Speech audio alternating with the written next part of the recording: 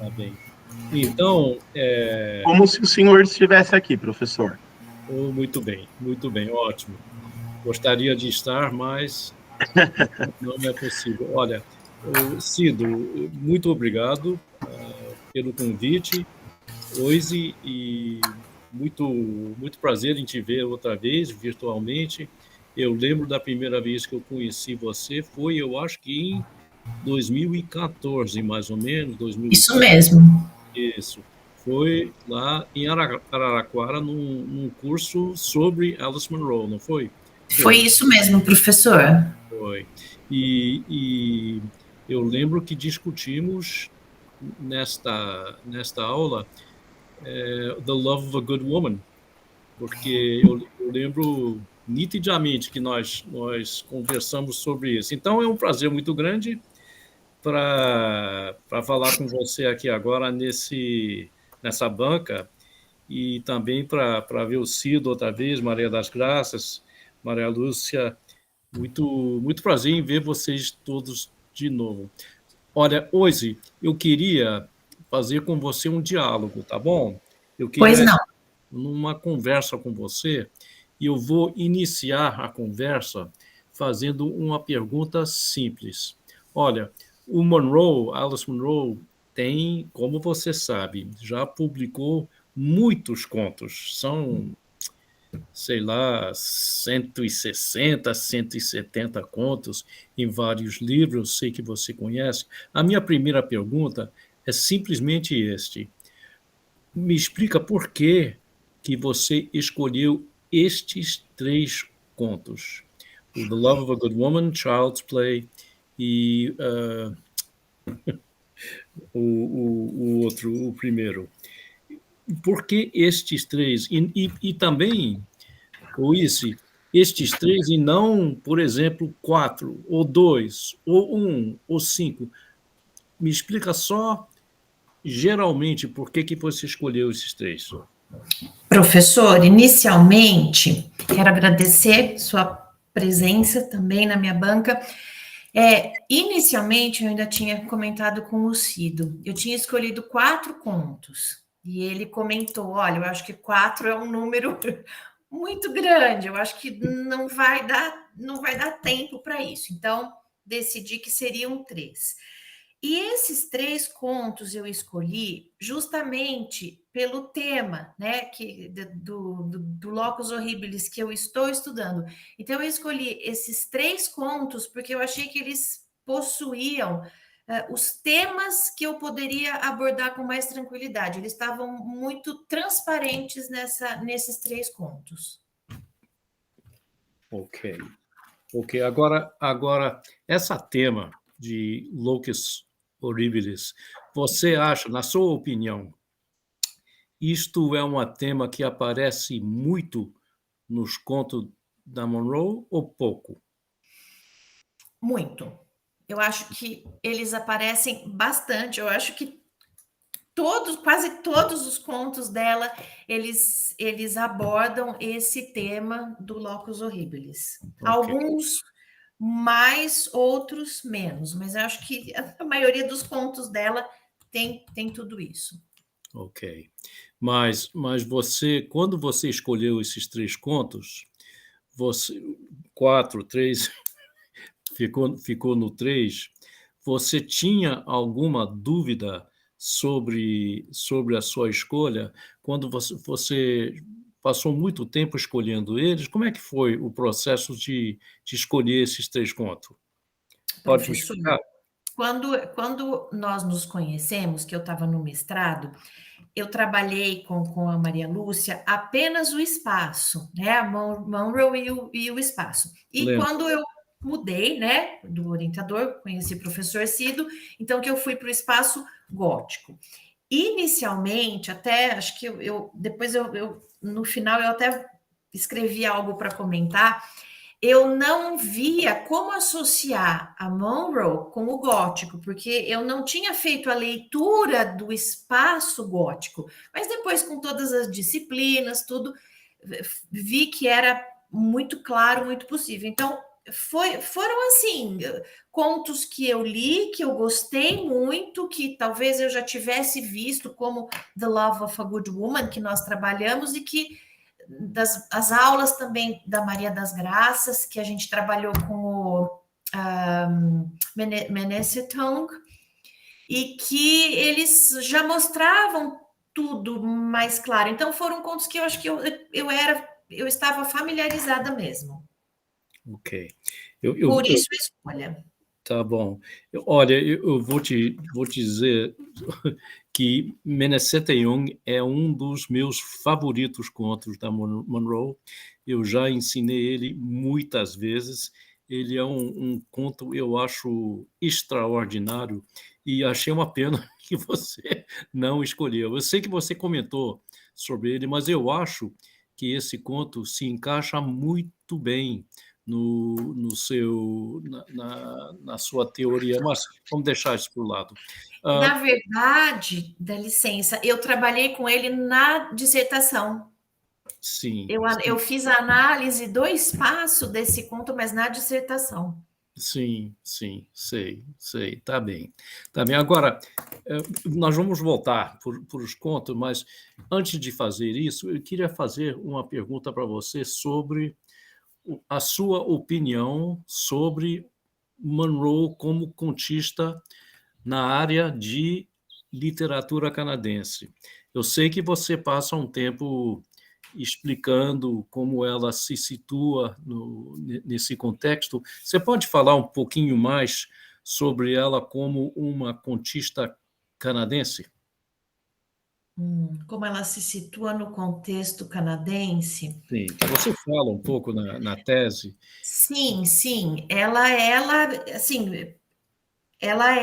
acho que a maioral, ela é a contista das contistas, ela é a melhor. Sim. Tipicamente, no Canadá, na geração dela, se fala sobre duas contistas.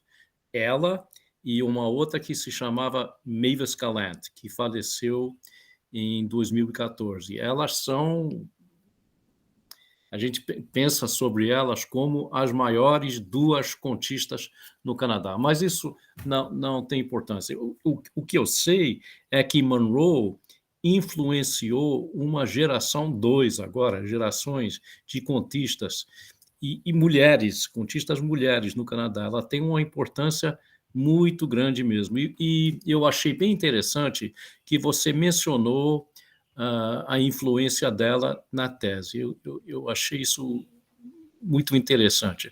Agora, deixa eu te perguntar uma coisa, geralmente, sobre os contos. Eu li o seu análise sobre esses 3 contos com muito interesse, porque The Love of a Good Woman, do meu ponto de vista, muitas pessoas, quando escrevem sobre esse conto, eles não descrevem The Love of a Good Woman como um conto, eles descrevem como a novela, sabe? Que ele é, como você diz, ele é bem comprido, ele vem em várias partes que você, na sua análise, você comentou nisso. Agora eu te pergunto, quando você escreveu sobre The Love of a Good Woman, você achou esse conto mais complexo, menos complexo, mais ambíguo, que você fala da ambiguidade dos contos? Me diga um pouco sobre sua opinião sobre esse conto em relação aos outros 2. Professor, eu acho, realmente, acho que é um dos maiores contos dela, 70, 80 páginas. Mas eu acho que o que tem nele, eu encontro e nesses outros 2 que eu trabalhei. Paradoxo, acho que encontro as mesmas coisas nesses 3. E em outros também, claro. Ok. Não acho que ela trabalhe mais o personagem nesse do que nos outros 2. Eu acho que ela trabalha ricamente todos os personagens desse em Vandals and Child's Play. Espaço, descrição de espaço, Acho que trabalha de um modo muito completo. Ok. Agora, mais uma pergunta sobre os 3 contos. Você acha estes 3 contos típicos de Monroe? Você acha que eles são representantes da obra dela? Você acha o que você acha? Eles são típicos? Eu acho que, em parte, sim. Mas o que eu não... porque eu acho que o que ela aborda muito mais, ela aborda muito relação entre mãe e filha. E aqui eu não vi isso. Eu acho que, pela leitura que eu fiz, eu acho que eu não acredito que sejam típicos dela, pelo menos Vandals e Child's Play. O Love of a Good Woman, talvez por abordar a relação da enfermeira com a mãe. Aqui sim, eu acho que ela aborda muito essa relação familiar, mas principalmente com a mãe, os traumas com a mãe, os problemas, os medos, Sim. as diferenças. Ok. Mais uma pergunta sobre os contos, os 3.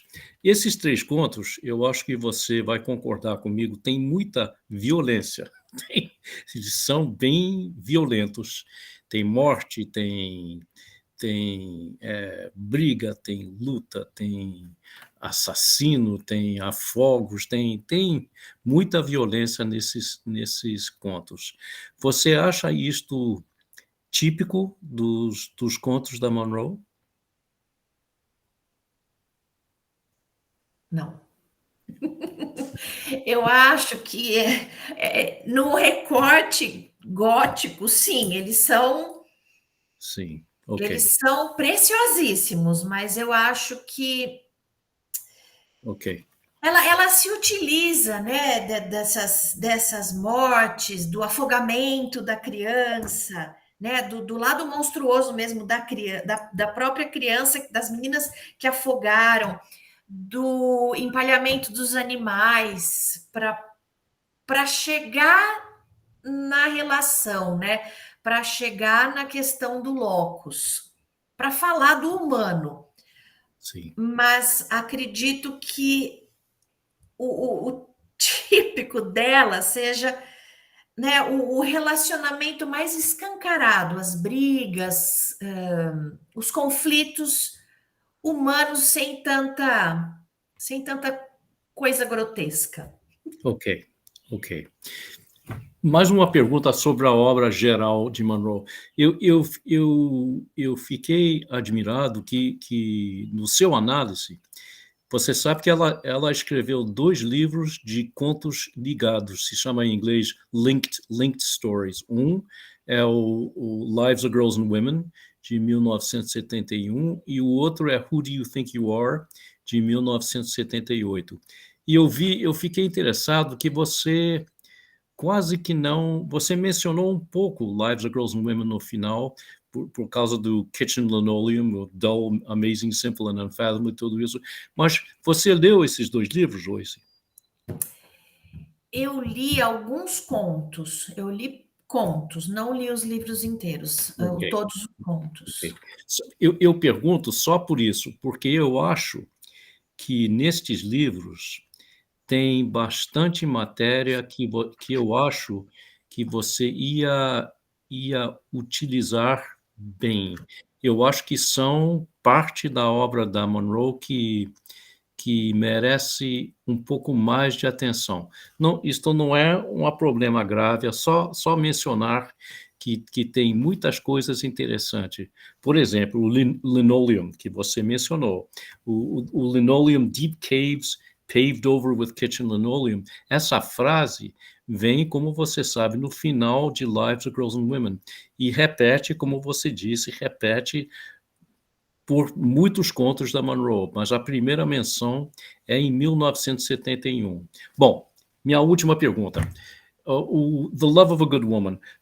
Quando você fez a sua análise, você percebeu alguma coisa cronológica, vamos dizer, no Vandals, depois Love of a Good Woman, depois Child's Play? Você achou que você estava fazendo um comentário cronológico ou tem uma outra relação mais importante entre essas três?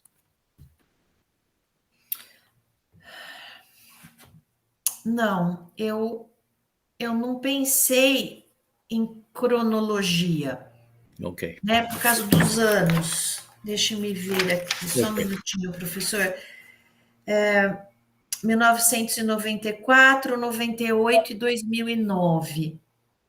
Sim. Eu pensei assim, em escolher diferentes datas para a gente conseguir perceber algo de amadurecimento literário dela. Sim, sim. Ok. Entendido. Bom, Cido, eu estou satisfeito por enquanto. Izzy, muito obrigado e deixa eu ficar de ouvido aberto agora. Obrigada, professor. Obrigado a você. Obrigado, professor Neil, pelas suas colocações, pelas perguntas. Eu percebi aqui os demais membros da banca também concordando com as suas perguntas, interagindo com as suas questões. Então, isso foi muito, muito legal de se observar. Então, obrigado pela sua participação, obrigado pelas suas perguntas e colocações ao Izzy. Absolutamente pertinentes, todas elas, não há dúvida. Então, eu passo a palavra à professora Luciana Colucci para ela fazer suas colocações para o Izzy. Muito obrigada, Cido. Começo agradecendo a gentileza do convite para compor essa banca. Sinto-me assim, extremamente até emocionada, honrada, porque eu sou filha da Unesp, eu gosto de falar isso sempre. Fui aluna de praticamente de toda essa banca presente aqui, então o coração da gente fica assim, profundamente tocado, né? E eu acho importante, principalmente depois de passar por uma pandemia, que a gente possa expressar um pouco mais das emoções, né? Então, toda vez que eu vou à Unesp, e aqui eu faço coro com a professora Maria das Graças, é muito injusto, né, que a gente não consiga mais se encontrar, né, pessoalmente, porque toda vez que eu adentro a Unesp, eu não adentro a um locus horribilis, muito ao contrário, é um locus a menos, é onde eu me sinto amparada, acolhida e muito feliz. E assim, é uma máquina do tempo, né, porque eu volto há mais de 20 anos, a juventude, né, as ilusões, as fantasias, aquela cantina maravilhosa que eu tomava meu cafezinho. Então, tudo que vem da Unesp, para mim, Araraquara, é sempre motivo de muita alegria. E também, claro, estar presente aqui nesse momento de defesa da UISE, que é um trabalho que a gente já vem acompanhando desde a qualificação. Então, eu fico imensamente feliz por você, Cido, por você, UISE, pelos colegas aqui presentes. Gostaria também de cumprimentar respeitosamente o professor Nil, que eu também conheci há muitos anos em Araraquara e depois, posteriormente, em São Paulo, né, por conta da professora Maria Clara. Nós tivemos cursos também em São Paulo, algumas reuniões, tudo. Então, assim, é um prazer os caminhos, né, que a vida vai proporcionando de reencontros, né? Peço licença para ressaltar, antes da minha fala, né, oficial, duas coisas importantes. Uma eu já anunciei no começo, né, que hoje, 16 de junho, é Bloomsday. Então, um salve, né, a James Joyce, um salve a Ulisses, que é uma obra do meu coração, né? Inclusive amanhã aqui que a gente fala, né, em Berabatown, a gente vai ter o Bloomsday, obviamente não da proporção que acontece em Dublin, mas já é o segundo ano, né, que nós fazemos e está muito caprichadinho, isso é muito importante. E Gostaria de dizer que também, como o Cido sabe, né, a gente está no momento de luto nos estudos do gótico, pelo falecimento em janeiro, né, do professor Justin Edwards, que inclusive é canadense de nascimento, foi presidente, né, da International Gothic Association, e para a gente é uma das maiores referências, né, extremamente jovem, nos deixou, mas tem uma contribuição nos estudos do gótico, nos estudos da espacialidade gótica, né? Então, fica aqui uma singela e modesta homenagem a esse acadêmico, nosso colega, né? Então, peço, assim como o professor Nil, né, a autorização, Cido, para manter um diálogo com a Oísa, eu acho mais tranquilo, né, para a condução dos trabalhos, e vou começar com uma perguntinha, obviamente, né, uma perguntinha que é inocente, mas que, no fundo, ela não é nada inocente, né? Tudo que vem da literatura tem as suas múltiplas camadas, né? Oísa, eu queria conversar e ouvir um pouquinho sobre o seu entendimento de espacialidade gótica. Né? Como você pensa essa espacialidade e como que você percebeu isso na tríade de contos que você selecionou? Especialidade. Professora? Isso. Deixa eu pensar só um minutinho. A espacialidade, agora no caminho do doutorado, eu penso, o que me ajudou muito, até eu estava relendo esse iniciozinho, sobre a filosofia da composição. Eu acho que isso me ajudou, até é um dos seus papers que você fala sobre isso. Então, como o Paul, ele organizava tudo e para poder trabalhar nos contos. E eu percebi, claro, que a Monroe, ela era uma leitora de Poe e ela acabou usando os recursos dele também nos contos. Mas a espacialidade, eu vejo essa junção, né, que eu cheguei no Locus Horribilis, essa junção do espaço e da ambientação, né, de como os personagens interagem no espaço, como os personagens interagem até em relação ao que tem dentro do espaço, que a Monroe, ela dá uma ênfase muito grande nos objetos que tem dentro de um espaço, numa cristaleira, numa mesa, numa cadeira. Então, essa ligação toda, essa atmosfera toda que existe nos contos dela. Então, eu penso nisso, essa junção aí, espaço, ambientação. Penso muito nisso, para essas análises e nos outros contos também, claro. Não, ótimo, assim, agradeço as suas considerações, e é muito importante esse entendimento dessa espacialidade gótica, Oíse, porque trabalhar com gótico por si só, eu sempre digo, e digo isso muito aos meus alunos, né? É mais ou menos como lidar em quicksand. É um território muito perigoso, né? E é muito perigoso no tocante à espacialidade. Então, aqui é um puxãozinho de orelha, né? Eu não quero ser a fada má, né? Não estou usando bruxa má, não quero ser a fada má, mas eu vou te dar uma cutucadinha no sentido que eu já havia falado na qualificação, né? De você pensar essa escritura, né, do espaço gótico a partir, claro, da problematização de uma historiografia literária que nós temos. Daí é onde eu acho que faltou, talvez, um pouco, você repensar mesmo a maquinaria gótica, né, proposta por Horace Walpole, que você traz aqui, ela está aqui, né, mas talvez com um pouco mais de ênfase, porque o espaço gótico, ele vai se desdobrar em múltiplas categorias. Então, o locus horribilis é uma delas. Né? E aí é onde eu vejo assim, o que para mim, como, né, uma entusiasta do gótico e do espaço principalmente, o que talvez para mim tenha faltado, e aí eu quero te ouvir novamente, é você pensar como a escolha que você fez dos contos, como que se cria um elo de conexão entre eles, no sentido de pensar a problematização, né, que a Monroe oferece para a gente em termos do espaço gótico do seu locus horribilis, que é extraordinária a escolha que você fez.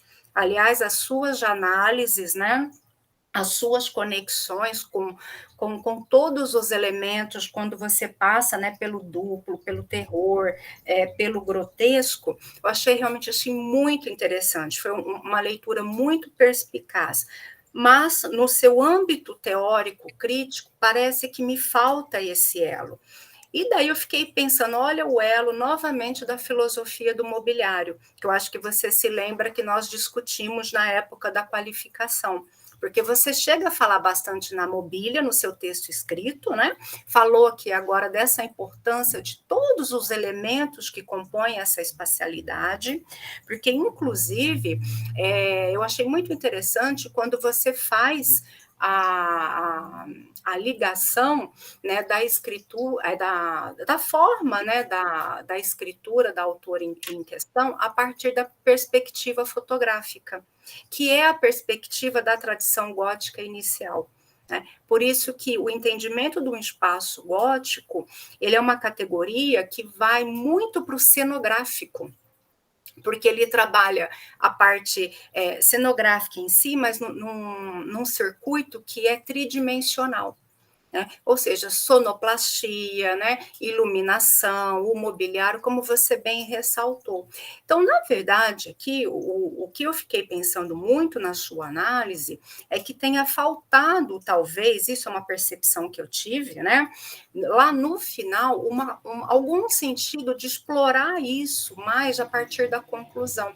Então, em que medida que ela está problematizando essa espacialidade gótica? Também você pensar do Canadá, da cidade, né, do microcosmo que ela oferece, os microespaços, né, mediante o macroespaço, né, e o Canadá, e o professor Justin Edwards tem obras e obras sobre o gótico no Canadá.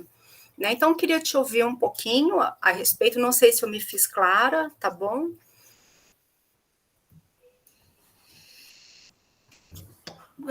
Professora, a senhora pode repetir o finzinho só? Esse fim aí, que eu fui pensando, acho que eu me perdi. Não, tranquilo, é assim mesmo. Na seleção de contos que você fez, é muito clara a questão do espaço. Eu acho assim que você realmente foi muito feliz nessa escolha. Até quando eu fui reler o Taxidermista, aquilo chegou um ponto do conto que eu não conseguia mais prosseguir a leitura. Eu falei, gente, mas isso é muito locus horribilis até para mim, né? Porque eu estou presa lá no século XVIII, eu não estava querendo ser provocada no século XXI com questões tão complexas assim, né? Mas, ou seja, como que você pensa a espacialidade gótica, no geral, nesses contos? O que eles aproximam efetivamente? Né? E a resposta parte muito do familiar, que você discutiu muito bem, a questão daquilo que já é monstruoso, mas muito próximo da gente. Né? Então, que eixo que você une esses contos para pensar no modus operandi da escritura espacial da sua autora? Eu acho, o que eu pensei, né, quando eu leio e depois que eu vou fazer a análise,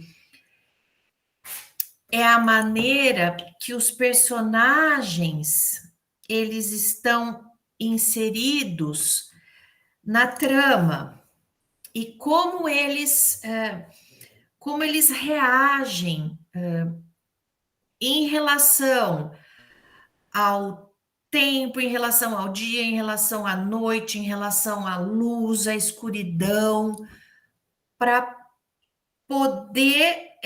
para eles poderem mostrar, através de tudo isso que está interligado, o dentro, o fora, né? O dentro de casa, o fora de casa, o campo, a neve, as nevascas, como eles vão criando suas relações e se descobrindo através do espaço.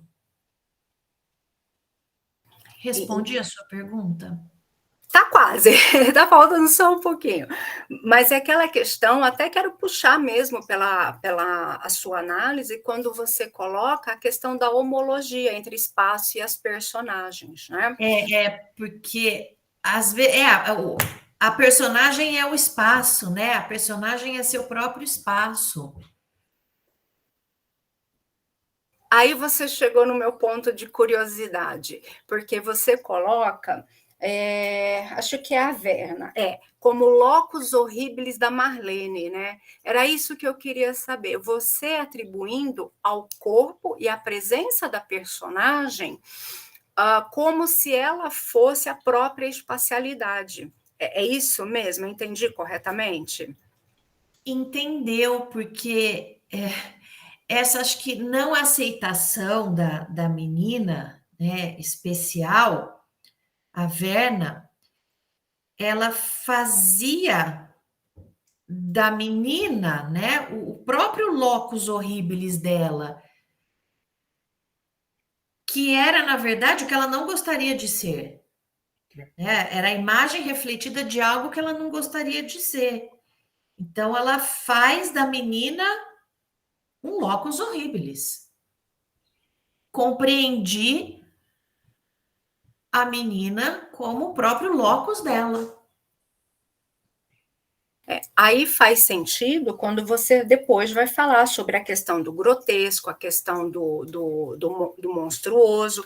Então, a questão é exatamente essa, você entender, e como você coloca aqui, claro, né, que todos os espaços que você se propôs a analisar, eles estão realmente em estado de interdependência com as personagens, né? Então, o de fora é realmente quase que comido por essa espacialidade interior. Ele sai de um externo para um interno. E aí ela vai construindo esse modus operandi da espacialidade.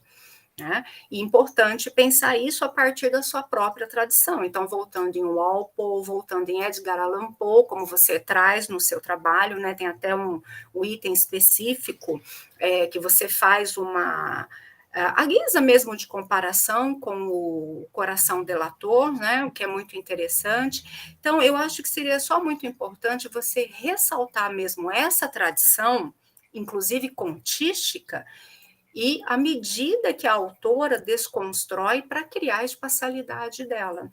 Porque, como eu te disse, o espaço gótico ele é uma categoria que ela se desdobra em muitas outras categorias. E o locus horribilis é uma dessas categorias. Então, só para mim, o que faltou seja talvez uma ênfase maior nessa contribuição em termos de escritura literária para o locus horribilis contemporâneo. Né? Mas está lá, né? Uma conclusão, trabalhar isso um pouquinho mais, mas a leitura que você faz, ela é muito coerente. Né? Dentro do meu entendimento do espaço, do gótico, etc., é uma leitura bastante coerente, né? Isa, em termos de provocação, seria isso, né? O Cido já participou de algumas bancas comigo. As outras considerações em termos assim de escritura, né? De redação, de ajustes do trabalho, isso depois eu mando por escrito, porque eu acho muito importante o diálogo de ideias, né? A gente discutir ideias nesse momento, né? Então, assim, de maneira geral, é isso que eu gostaria de colocar, né? Mais uma vez, meus agradecimentos, assim, imensos, né? Pela generosidade da indicação do meu nome, e me coloco à disposição aqui se você quiser dialogar mais alguma coisa, Izzy. Obrigada, professora.